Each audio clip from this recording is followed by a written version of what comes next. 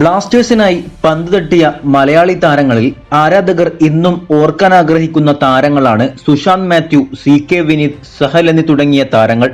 Team വിട്ടുപോയിട്ടും അവരുടെ ഗോളുകളും ബ്ലാസ്റ്റേഴ്സിനെ സ്വന്തമാക്കിയ നേട്ടങ്ങളും മറക്കാനാകാത്തതാണ്.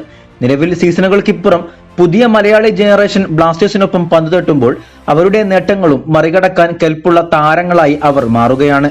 നിലവിൽ ടീമിൽ കളിക്കുന്ന ഐമൻ അസ്ഹർ, വിപിൻ ഇതിന് ഉദാഹരണങ്ങളാണ്. അതിൽ ഐമൻ ബ്ലാസ്റ്റേഴ്സിനായി ഇപ്പോൾ 35 മത്സരങ്ങൾ പിന്നിടുമ്പോൾ 8 ഗോളുകളും 5 അസിസ്റ്റുകളും സ്വന്തമാക്കി all time Indian top scorers ലിസ്റ്റിൽ 3-ാം സ്ഥാനം നേടിക്കഴിഞ്ഞു. 78 മത്സരങ്ങളിൽ 8 ഗോൾ നേടിയ രാഹുലിനെ മറികടന്നാണ് താരം ഈ നേട്ടം സ്വന്തമാക്കിയത്.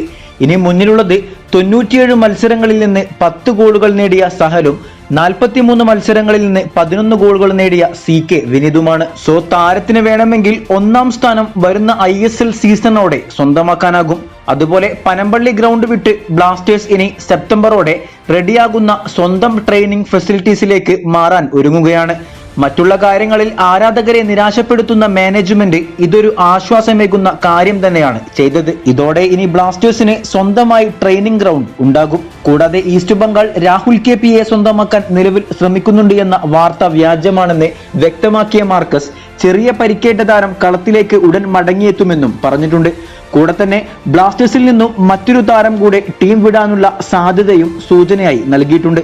നിലവിൽ രാഹുൽ KP, പ്രീതം ഗോട്ടാൽ, പ്രബീർ ദാസ് എന്നീ താരങ്ങളെയാണ് ബ്ലാസ്റ്റേഴ്സ് ഒഴിവാക്കാൻ ശ്രമിക്കുന്നത്. വീഡിയോയുടെ അവസാനിക്കുന്നു. കൂടുതൽ കേരള ബ്ലാസ്റ്റേഴ്സ് ISL വാർത്തകളുമായി അടുത്ത വീഡിയോയിൽ കാണാം.